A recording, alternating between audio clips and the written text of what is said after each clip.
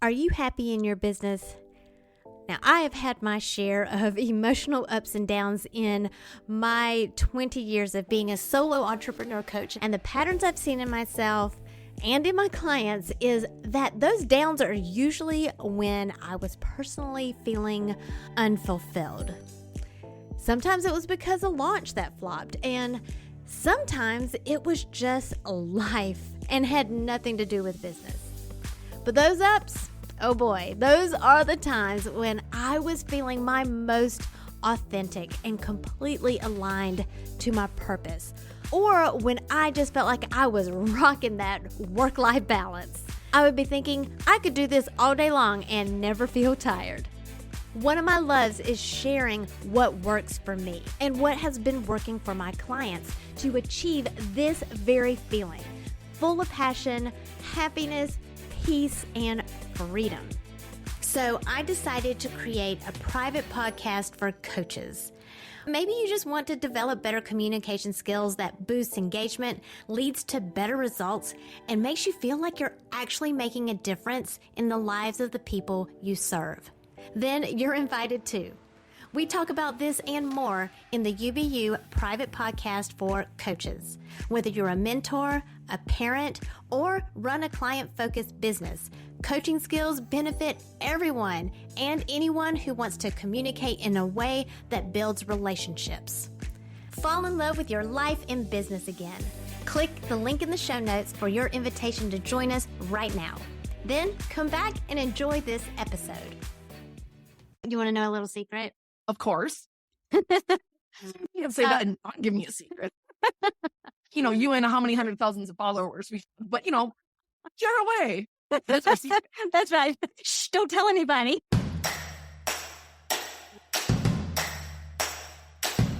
It's time to stop comparing yourself to others and plug into what is uniquely you. Welcome to Unbox Your Personality, the podcast for coaches, creatives, and educators like you who understand that your happiness makes you more effective at what you do, bringing out the best in others. I'm Jen P. Higgins, personality strategist and Enneagram fluff remover. Get laser focused on who you are and who you aren't, so you're free to make the impact you were born to make. And have fun doing it. Your personality is your business. So, let's get down to business. We're back with the after party for the podcast. I'm so excited. Now we get to get into the juicy stuff. Oh, I love your personality. So all you had asked me earlier was my birth date, and my birth time and like that kind of stuff. Is there like a quiz? Like how would one go about to figuring out what are their primary archetypes? So this is what I actually struggled with for a very long time. And one reason why I struggled to coach or teach based on it was because I am a sage. I like things concrete. I want to know that it works. I want it repeatable. I want that deeper level knowing, right? And I wasn't quite there yet. And I was like, I see that, but there was always those buts that wasn't allowing me to move forward.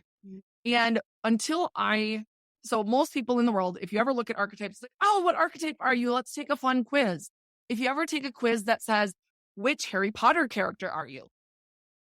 That is essentially an archetypal quiz. Mm-hmm. So a lot of people do it quiz-based because the way that I learned in all of the books that I read, they all showed quiz or like questionnaire style. And like, but that is so subjective. Yeah. Because if I want a different result, I can persuade this quiz to give me a different result. Right. And if I'm in a different mood or not loving myself as much as I would like, I'm going to get a different result than when I'm fully loving who I am and just showing up me. Mm-hmm. So I wasn't getting consistent results, or I realized I could start changing how it's going. So when I started understanding a little bit more about astrology and a little bit about human design, I'm not an expert in any of these, but I noticed that I was like, wait, in the zodiac sign, there are 12 zodiacs. There are 12 archetypes. I was starting to connect those pieces, and I just went, you know what? This was the easiest way. And I started testing it with my friends. that I had started like, of course, whenever we do this, we start dabbling with our friends and sharing bits and pieces and getting understanding what we're doing. And I shared it with them and they're like, oh my God, yes, that makes more sense. Cause that's what I felt like when I figured it out. Mm-hmm. And so I now pull, and I think I'm probably one of the only people who do this, that I will actually pull it from your birth chart because I've always believed we are here for a purpose. There's something that I'm here to be doing. And it's my job to figure that out and then to go out and fulfill that. Well, if I believe that, it's easier to figure that out from your birth chart to say, in this time, in the time I was born, these are the universal universe was in this area. So let's start giving it a little bit of a container so that I can start going, okay, this is who I'm more meant to be. This is how I'm supposed to show up. And so once I realized that piece, I could then go deeper, but knowing all 12 of them are a part of me. Mm-hmm. But yet I can lead from my primary 3. That's amazing. Yeah, you want to know a little secret? Of course. You can say that and not give me a secret. You and how many hundred thousands of followers we have, but share away. That's my secret. That's right. Shh, don't tell anybody. I have started using human design with my high ticket clients to really solidify that unconscious part and that nature part of our Enneagram type. And then using the main Enneagram construct to analyze our behaviors and stress and insecurity, and also in communicating with each other when you're communicating with another type.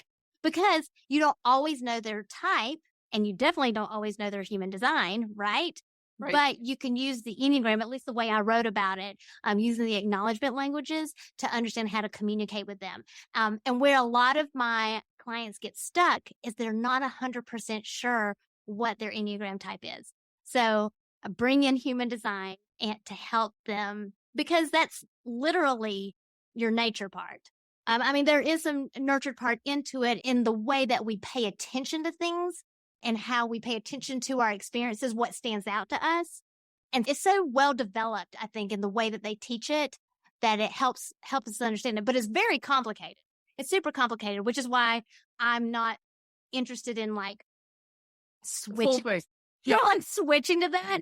But it definitely helps solidify my clients' Enneagram type and help them understand why they are this Enneagram type versus this Enneagram type, because there's such nuances like between 2s and 7s and between 4s and 8s. There's these nuances that don't make a whole lot of sense, on a profile. So I think it brings that little piece of certainty to their Enneagram type. So that's my little secret. And that's it. It's honestly the reason why I started being interested in human design as well. Was it's there's pieces where I was like, okay, I am in Aries. Yeah, we're both Aries. We're both heroes. In my world, we're both heroes. We're both, we have that fire in us. We have that passion, and we are the leaders. We are willing to do what it takes in order to. Sometimes it becomes if the shadow side can be, I am a coach of mine one time told me that, and this is what actually stopped me for a while until I realized I needed to flip it. A past coach had said, well, maybe Melanie, your struggle is your strength. Maybe you were kind of meant to struggle to get your strength. So that, to me, when I heard that, I felt validated. So when I was struggling, I was like, yeah, I'm struggling and I'm doing good. Yeah, me, I'm struggling. And then I'm like, wait a second. This makes no sense. I can't lead from struggling. I can't grow a business from struggle. That does not make sense. And so being able to flip that and realizing that this is where I use the human design piece, and I am starting to bring that into my high tickets as well, is saying, okay, well, let's understand this pieces. But if we're understanding where our energy levels are and how are we needing to show up, I'm not a marathon runner. I cannot for energy purposes, I cannot just go. I need a lot of downtime. So the way that I need to lead is that I need to be able to give myself a lot of extra energy by resting. Where there are other human design types that are just go, go, go, go, go. And they just have inspiration and just get it done. And I'm like, what the hell? And I mean, that's when you were saying on the pre-party, the previous section, in the first section where you had said, we essentially were being put in a box or we're told how to do this. And like, we're given these cookie cutter strategies, or this is who we are meant. And this is how we have to do it. And this is the structure that we have to do. And it doesn't allow for any ease and flow.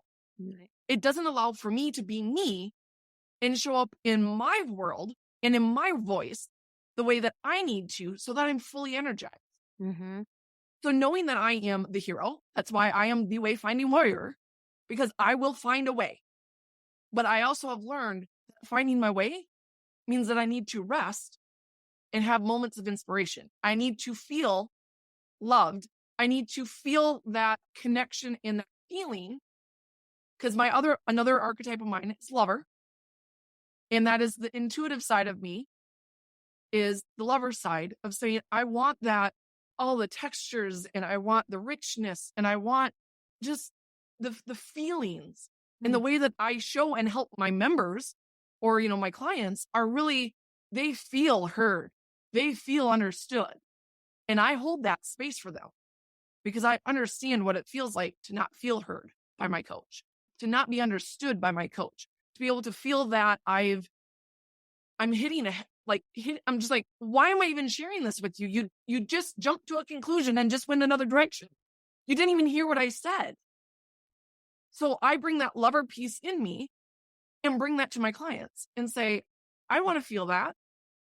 So why won't you? So I'm going to give you that gift because that's the gift that I want to receive. So in return, I expect you as a client to feel like to do the same thing. So because that's the equal exchange of energy. And then my last piece that I have is really the sage. And that is the thing, that was the easiest thing for me to identify, was that the knowledge seeker, the person who does the deep dives. I mean, I have a computer science degree, for Pete's sake. Like, I went head deep into knowledge and learned everything logical and understanding. And like, my first go-to thing when I'm looking for a solution is start looking for books. It's okay, let's Google. Like, I would say I was a master Googler. My mom's like, how do we get, like, what about this? I'm like, hang on. Google it and find it. Google. But I was able to find pieces and connect the dots that so many other people aren't able to. Mm-hmm. I now understand that that is an additional gift based upon my human design, but also it is a gift of me being a sage. And everyone would look at me, and I don't know if you remember in some of the programs we've been in together, that most people would say, I don't know, ask Melanie. Instead of sometimes asking the coach, there was times where it's like, or I would jump in and I would answer because I knew the answer. Mm. That is the sage in me. That is the piece in me that is the knowledge seeker. But it also helps me in my leadership skills to say, I have the knowledge. You just got to pick my brain. What area do you have? Like, where are we struggling? I will create the safe space for you to be able to share and be heard and understood. I can see things that I can connect the dots that other people can't see. And I have that knowledge to be able to move forward and say, how about this? And so that's where I actually use both in my higher ticket clients. But the initial part is just understanding who you are, what makes you who you are, because really, your identity is who you are. Then we have all the beliefs that are given to us, like who we believe we are and how the world has taught us to believe. And then that tells us what we're capable of. It's like, oh, because I'm not good at this, so I'm not good at sports because I believe I'm not good at it. So therefore, I'm not going to do sports, or I suck at running, or whatever, right? And then you bring it up to, okay, that now because I believe that I'm not capable, or believe I am capable or not. It's easier to talk about the not because most people feel the struggle, right? Then you go into the behaviors of saying, now I understand that because I don't believe I'm capable of doing it, I will not go out and do it. And I will not go out and change that behavior because I don't believe that about me. And I don't believe that's not who I am as a core identity. And that now tells us how we live our life. But it all goes back to your identity. Mm-hmm. If you don't know who you are, It doesn't matter what stories you tell yourself. What doesn't matter, because your subconscious, that is listening more than anything else. And you can't fake it. You have to understand the language that your subconscious and your like the collective conscious, you need to understand the core of who you are to then be able to go change your beliefs, to change your behaviors, to go be able to do and show up on stages. I know that is one of my vision. I want to be on stage sharing stories. I want to be in like not necessarily a motivational speaker. I don't know what it's going to look like, but I want to be on stage. Podcast, it's a stage. Right. Right? I know I will host a podcast. I'm not sure when it's going to come out, but it's been in the works. It's been in the works for years. And now I finally said, okay, I've pivoted. I am no longer the person who I once was. I am different. So therefore I do different things. I now have a different belief system and identity of who I am because I understand my 3 primary archetypes. That's where I struggled for so long because I was like, oh, but I'm this, but I really want to be that everyman who just like kind of fades into the world and just like, I want to just belong. I don't get it, right? I just want to, whatever. But then I realized, no, that is part of, again, that is a supporting archetype of like all of us have them. It is the supporting one. It just was underdeveloped, or it was on the shadow side. It was on the weakness side, right? It was from the hurt side, I was identifying from it, but I wasn't identifying with it from the strength. This is so fascinating. I can't wait to hear what mine are. But let me ask you real quick. Do you know what your Enneagram type is?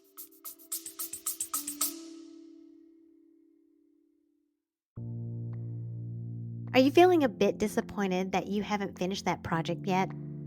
Are the kids' schedules impacting your business? Or are the demands of your business affecting your relationships at home?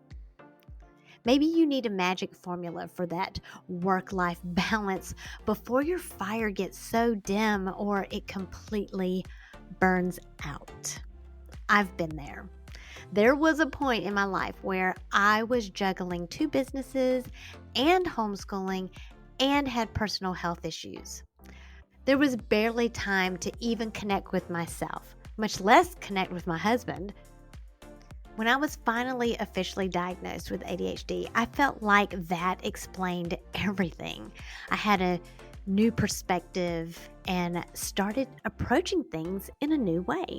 So I created a guide containing 20 tips that I personally use, and they have worked for me for helping me stay on course with my goals. Now, you might not have ADHD, but I bet you can relate to having a million distractions during the day. So if you're ready to stop procrastinating or stop being hard on yourself for missing yet another deadline, self-imposed or not, go ahead and download the guide at powercoachjen.com. If you just find one tip from the list that helps you move forward today, you will be so glad you took the time to read it. Go to powercoachjen.com and download the guide right now.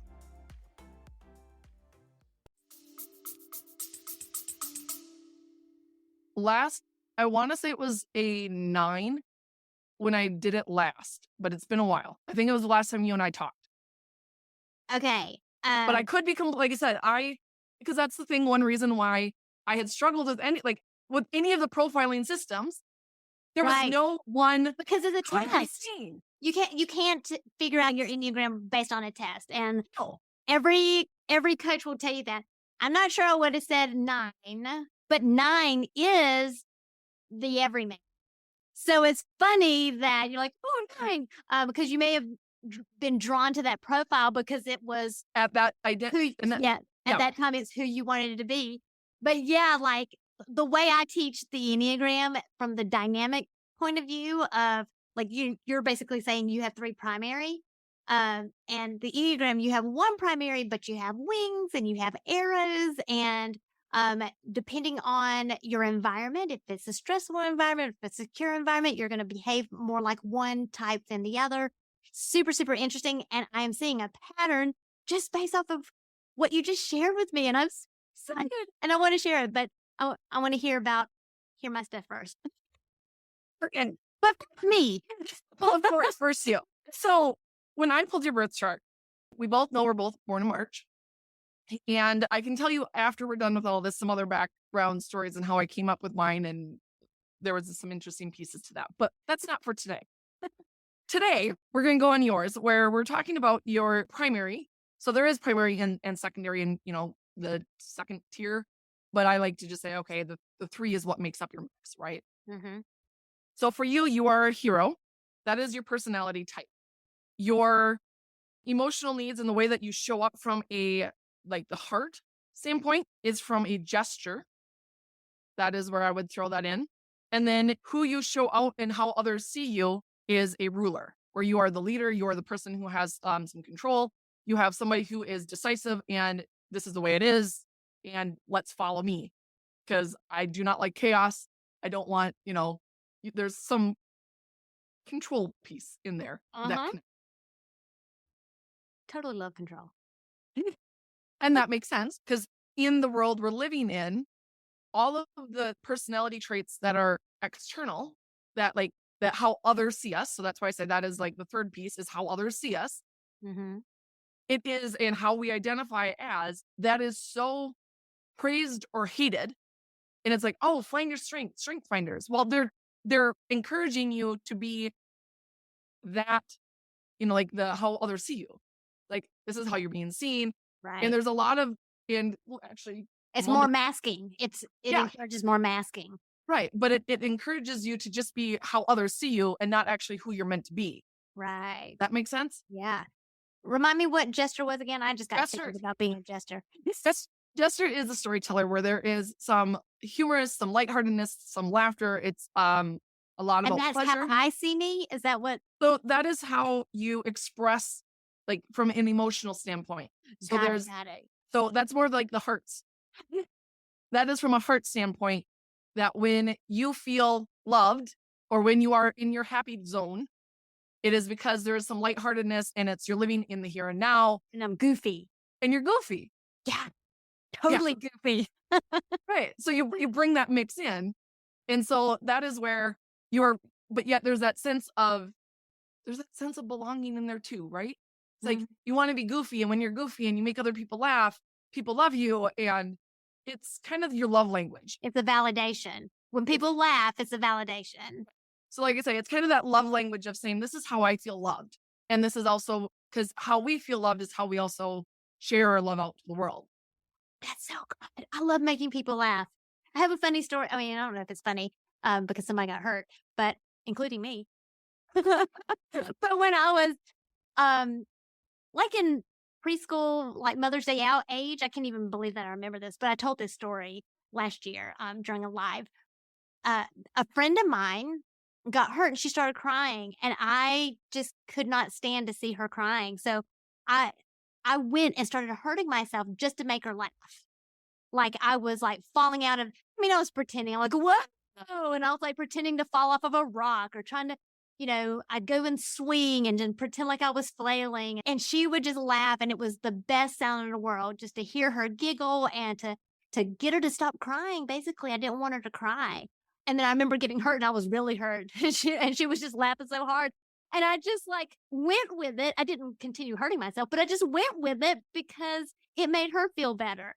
Right. So it's okay, I guess all of it really hurts, but it served its purpose. It made you laugh. You're laughing more than before. Okay, oh my God, this hurt. Okay. Mission accomplished. Right. Yeah. Even when I broke my leg, I was making jokes from the sideline. They're like, we didn't know it was broken at the time. I was like, yeah, just give me some Tylenol, prop me up over here, and I'll watch the rest of the game. It was in the first half. I broke my leg in the first half of the game and watched the rest of the game. And then was like, do you need to go to the emergency room? I said, oh, it's so late. I'm tired. We'll just go in the morning. And then go in the morning just to find out that my leg was broken. But I made people laugh. It's bliss. Sometimes you don't need to know that. And but that's the interesting thing about the human brain, is that if you believe you're in massive pain, you will be in massive pain. That's true. Not you can manifest it. You can manifest it. Mm-hmm. And so you're like, no, I'm fine. And you're like, maybe I'm not fine. But I think some of that could also be the ruler in you of going, or the hero part of you, right? Because both of them are very leader, very fire. Like they're fire energies. Yes, they're very fire energies where you're just like, I'm good. Good. I can like, or I caught myself one time in a launch of mine where I was like, I can be a hero for one more day. I can suck it up and deal with it because that's what I believed a hero was. That you just push through and you Saved the day, basically. saved the day, and you were the one who just kind of got no sleep because you weren't ready and you had to be fully prepared because that was a sage in me of saying you have to be knowledgeable. And if you're not knowledgeable, and if people think that you don't know what you're talking about, they don't, okay, who are you, right? I was leveraging those pieces in those three. So interesting. Yeah. And so when you said earlier, when you were like, I just wanted to be the everyman, and that was, I guess, how you saw yourself. Yep. I would have seen myself as a sage, more withdrawn. Like I see myself that way. I see myself as the withdrawn person who's thinking all the time and trying to make connections and like giving out little nuggets of wisdom. And, when I was in college, so it's just not now at the ripe age that I am now. So when I was in college, my little sister, my sorority said, like, how old are you? You're like my grandma. Because she would say something and I would just say, well, and I would just go on this whole, tirade of universal wisdom. And I didn't even realize it at the time. And she's like, you're just so weird, like that you can be so goofy, but then give me advice like my grandma. And I never really saw myself as the goofy person. And unless I was around certain people. So certain people brought that out in me, and it was the people space. Yeah. Yeah, it was the people who allowed me to be myself, and those were my closest people. So the fact that I saw myself as the sage,